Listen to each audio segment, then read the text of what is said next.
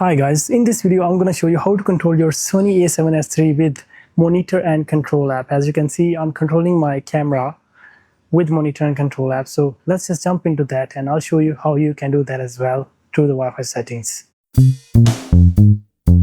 In case your camera was connected to someone else or it has some other settings, first thing which I would always recommend is do a network reset on your camera. So to do that, first of all, go to menu by pressing menu button, go down till you see network settings.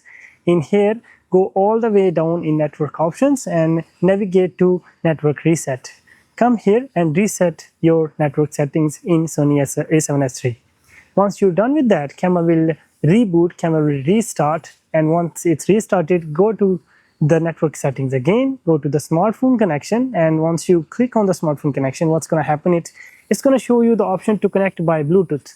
But I will highly recommend to go through the Wi-Fi, so you can click on the screen on the Wi-Fi settings as well, or you can click on the delete button and it will switch the mode to Wi-Fi mode instead of the Bluetooth mode. Once you are there, it will show you your Wi-Fi SSID and password. Now go to your phone, open your Wi-Fi settings till you see the name of the camera. Once you see it, click on this and the password which was shown on your screen, you can put the password here and then join.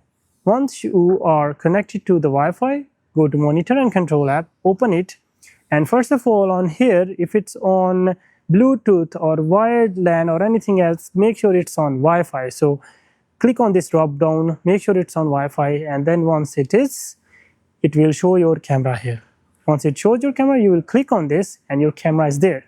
Now you are connected to your a7S III wirelessly. You can change your frame settings, your ISO, your shutter, your white balance, and all the other settings. I've done a full video where I've shown how you can do the focus with the help of Sony Monitor and Control app, how you can do all the camera settings, everything. So I would highly recommend you to watch that video as well. Thank you so much for watching. See you in the next one.